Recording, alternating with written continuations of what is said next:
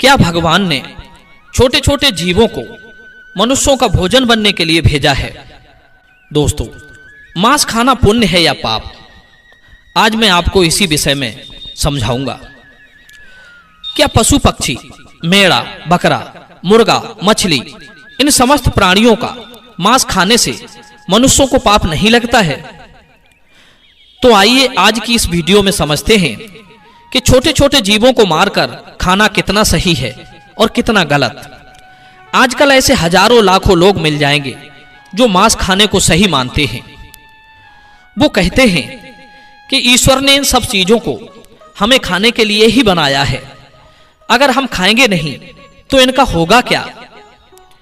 इस दुनिया में कुछ लोग ऐसे भी हैं जो जीव हिंसा करना घोर अपराध समझते हैं। मांस खाना उनके लिए बहुत बड़े पाप की बात है। आज मैं आपको इस विषय में कुछ महत्वपूर्ण बातें समझाऊंगा, जिससे यह स्पष्ट हो जाएगा कि मांस खाना कितना सही है और कितना गलत। दोस्तों, किसी गांव की बात है। उस गांव में एक धनिक व्यक्ति रहता था। वो किसी लंबी तीर्थ यात्रा पर जाना चाहता था। जाने से पहले उसने अपने यहाँ एक दावत रखी। उसमें गांव के लोगों को आमंत्रित किया। सब लोग उसके यहाँ दावत खाने के लिए आए। उसका यह मानना था कि ईश्वर ने मेढ़ा, बकरा, मुर्गा, मछलियां, इन समस्त जीवों को इंसानों को खाने के लिए बनाया है। इसलिए उसने अपने यहाँ दावत में मेढ़ा और मछलियों का मांस पकवाया। उसके यहाँ आए हुए सभी मेहमानों को मेढ़ा और मछलियों का मांस परोसा गया। खाने वालों ने खाया और जो मांस खाना पाप समझते थे उन्होंने नहीं खाया। भोजन कार्यक्रम समाप्त होने के बाद उस धनिक ने सभी मेहमानों को विदाई से पूर्व एक जगह बैठाकर कुछ भाषण देना शुरू किया। कई तरह की बातों पर उसने लोगों को समझाया। उन बातों में एक बात यह भी थी कि परमात्मा कितना कृपालु है। उसने अन्य भोजनों के साथ साथ मनुष्यों को खाने के लिए स्वादिष्ट मछलियां और कई तरह के पशु पक्षियों को जन्म दिया है। उसकी इस बात का अधिकतर लोगों ने समर्थन किया। उसी सभा में एक 10-12 साल का लड़का बैठा हुआ था। उसने उस धनिक की बात को काटकर उससे कहा, श्रीमान जी, आप गलत कह रहे हैं। लड़के को उस धनिक की बात को काटते हुए देखा तो वहां उपस्थित सब लोग आश्चर्यचकित रह गए। धनिक बोला, बेटे, तुम क्या कहना चाहते हो? तब उत्तर में लड़का कहता है, श्रीमान जी, माना कि ये समस्त जीव परमात्मा ने बनाए हैं, परंतु आपको मारकर खाने के लिए नहीं। मछलियां, मेमने, मेढ़ा, बकरा, मुर्गा इत्यादि पृथ्वी पर रहने वाले समस्त जीव जंतु मनुष्यों की तरह ही पैदा होते हैं और मनुष्यों की तरह ही उनकी मृत्यु होती है। मनुष्यों की तरह ही उन्हें पीड़ा होती है। कोई भी प्राणी किसी अन्य प्राणी से श्रेष्ठ और विशेष नहीं है। वो अलग बात है कि आपकी बुद्धि विकसित है और पशुओं की बुद्धि इतनी विकसित नहीं होती। लेकिन आपकी विकसित बुद्धि का यह मानना गलत है कि अधिक शक्तिशाली और बुद्धिमान प्राणी अपने से कम शक्तिशाली और कम बुद्धि वाले जीवों को खा सकता है।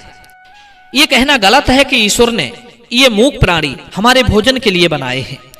हम अपने स्वाद के लिए, अपनी जीविका के लिए, अपने शरीर के पोषण के लिए किसी को भी जब चाहे मारकर खा सकते हैं। बात सिर्फ यह है कि हम इतने ताकतवर और चतुर हैं कि जब चाहे उन्हें पकड़कर मार सकते हैं। अपनों से कमजोर पर तो दुनिया रौब दिखा लेती है।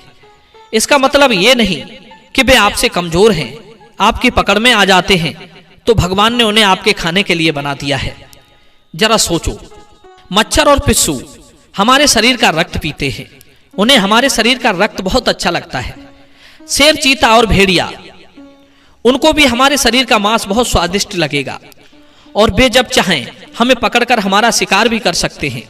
तो इसका मतलब यह नहीं हुआ कि भगवान ने हमारे लिए शेर, चीता, भेड़ियों के लिए बनाया है।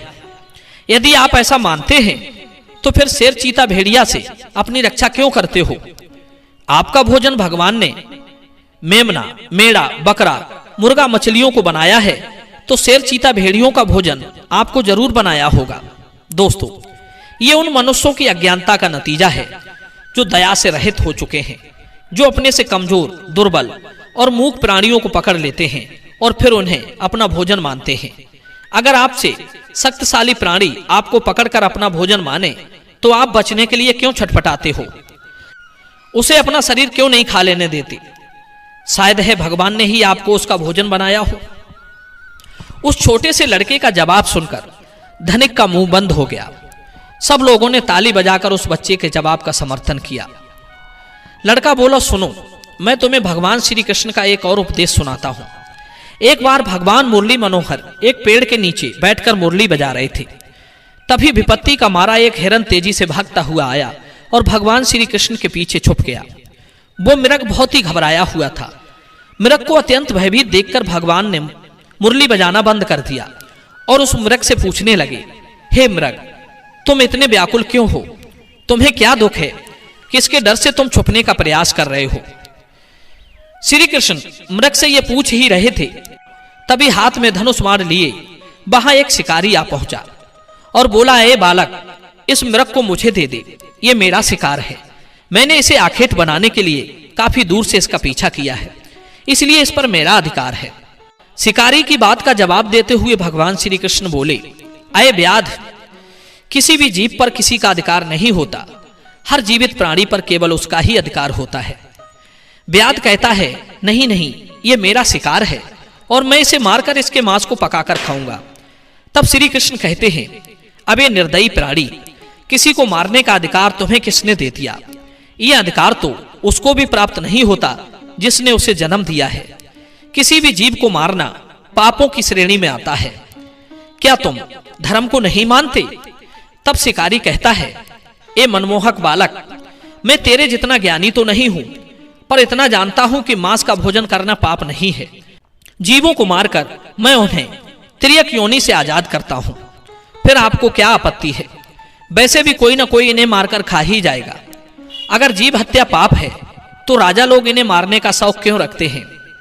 व्याध की बात सुनकर श्री कृष्ण समझ गए कि इसकी बुद्धि हिंसा करते करते मांस खाते खाते मंद पड़ गई है। इसका विवेक उचित अनुचित का निर्णय करने के काबिल नहीं है। तब भगवान श्री कृष्ण उसे एक कहानी सुनाते हैं कि हे व्याध, इस कहानी को ध्यान से सुनना कि लोग मांस क्यों खाते हैं और इसे खाना पाप है या पुण्य। मगध देश में एक बार भयंकर अकाल पड़ गया था। लोगों की फसलें नष्ट हो चुकी थी, चारों तरफ भूखमरी फैल गई थी। वहां के जो राजा थे उन्हें इस बात की बहुत चिंता हुई कि लोगों की भूख की समस्या का समाधान कैसे निकाला जाए। उन्होंने एक सभा लगाई और अपने सभासदों से पूछा कि लोगों को भोजन देने के लिए सबसे सस्ती वस्तु क्या रहेगी। राजा की बात सुनकर सभी सभासद सोच में पड़ गए कि इसका क्या उत्तर दिया जाए। गेहूं, चावल, आलू उगाने में बड़ी मेहनत लगती है। तब उस सभा में एक मांस खाने वाला व्यक्ति बैठा था। उसने सोचा कि मांस को भोजन में शामिल करने का यह अच्छा मौका है। यदि राजा की अनुमति मिल गई तो हम मनमानी जीवों को मारकर अपना भोजन बना सकेंगे, कोई रोक टोक भी नहीं होगी। उसने राजा को सुझाव दिया कि भूखमरी का संकट दूर करने के लिए मांस से सस्ता कोई विकल्प नहीं है। इसमें धन का भी खर्च नहीं आएगा और श्रम भी अधिक नहीं करना पड़ेगा और हमारा भोजन भी बन जाएगा। सभा में बैठे अन्य लोगों ने इस बात में हाँ में हाँ मिला दी, लेकिन वहां के जो प्रधानमंत्री जी थे उन्हें यह प्रस्ताव पसंद नहीं आया। वे चुपचाप बैठे रहे। राजा ने पूछा, हे प्रधानमंत्री जी, आप चुप कैसे बैठे हो? आपकी क्या राय है इस विषय में? तब मंत्री जी ने कहा, महाराज, मेरे हिसाब से मांस सस्ता विकल्प नहीं है। इस विषय पर मैं अपनी राय आपको कल दूंगा। दोस्तों, रात होने पर प्रधानमंत्री उसी शख्स के घर पहुंच गए जिसने मांस खाने का प्रस्ताव दिया था। अचानक अपने घर मंत्री को आया देख वो घबरा गया। सोचने लगा जरूर कोई अनहोनी हुई है। मंत्री ने कहा, भाई, शाम को ही महाराज की तबीयत बहुत खराब हो गई है। उन्हें किसी गहरी बीमारी ने घेर लिया है। राजवैद्य ने कहा है कि राजा साहब को अगर किसी बहादुर और हष्टपुष्ट इंसान का थोड़ा सा मांस मिल जाए तो वे ठीक हो सकते हैं। आप महाराज के बहुत विश्वास पात्र हैं, इसलिए मैं आपके पास आया हूं। आप राजा को बचाने के लिए जरूर अपने शरीर से थोड़ा मांस निकालकर दे सकते हैं। राजा साहब को भी यही उम्मीद है कि आप इस काम के लिए इनकार नहीं करेंगे। आप इसके बदले में जितना चाहें धन ले लें, पर थोड़ा सा मांस दे दें। लाओ, मैं तलवार से तुम्हारे शरीर से थोड़ा सा मांस निकाले लेता हूं। दोस्तों, मंत्री की यह बात सुनकर वो आदमी सन्न रह गया। उसके चेहरे का रंग उड़ गया। वो भागता हुआ गया और अपने घर में से 1,00,000 स्वर्ण मुद्राएं लाकर मंत्री जी को दे दी और बोला, माफ करना, मैं अपने शरीर का मांस नहीं दे सकता। इसके बदले में आप ये पैसे ले जाइए और किसी और को ये पैसे देकर उससे मांस खरीद लीजिए। मित्रों, मंत्री जी बोले, नहीं भाई, राजा ने विशेष रूप से आपका ही मांस लाने को कहा है, क्योंकि आप बहुत तंदुरुस्त हैं। थोड़े से मांस में आपका कुछ नहीं बिगड़ेगा, पर राजा साहब की जान बच जाएगी। इसके लिए मैं तुम्हें राजा से बोलकर मंत्री पद भी दिलवा दूंगा। कृपया आप देरी ना करें, थोड़ा सा मांस निकाल कर दे दे। मित्रों, वो शख्स मंत्री जी के पैरों में गिरकर बोला, मंत्री जी, मुझे माफ कर दो। इसके बदले में आपको अपना सब कुछ देने को तैयार हूं, पर मैं अपना शरीर को काटकर मांस नहीं दे सकता। इतना कहकर वो वहां से भागने लगा। मंत्री जी बोले, आप भाग जाओगे, पर आपका परिवार तो यहीं रह जाएगा। उसने कहा, मंत्री जी, अपने प्राणों से बढ़कर कुछ नहीं है। जब मैं ही नहीं रहूंगा तो परिवार का क्या करूंगा। मंत्री ने कहा, आपको यहां से जाने की जरूरत नहीं है। तुम्हें नहीं देना है तो मत दो, मैं किसी और के पास चला जाता हूं। इतना कहकर मंत्री जी उससे 1 लाख स्वर्ण मुद्राएं लेकर चले गए। अब उसके जान में जान आई। दोस्तों, इस प्रकार प्रधानमंत्री एक एक करके सभी मंत्रियों के घर गए। सबसे थोड़े से मांस का आग्रह किया, पर सबने अपनी अपनी तिजोरियों से, किसी ने 1 लाख, किसी ने 2 लाख, किसी ने 10 लाख रुपए तो दे दिए, पर अपने शरीर का मांस नहीं दिया। मंत्री जी उन पैसों को लेकर अपने घर चले आए। वो रकम करोड़ों में इकट्ठी हो चुकी थी। अगले दिन सारे मंत्री सुबह सुबह ही राजा के पास पहुंच गए कि देखें राजा साहब स्वस्थ हैं या नहीं है। उधर प्रधानमंत्री जी भी उन सारे पैसों को लेकर राजा के पास पहुंचे और उन पैसों को राजा के सामने रख दिया। वे पैसे करोड़ों में थे। राजा ने पूछा, मंत्री जी, इतने पैसे किस लिए लाए हो? तब मंत्री जी ने पूरी कहानी सुनाई कि महाराज, मैंने झूठ मूठ का एक नाटक किया था।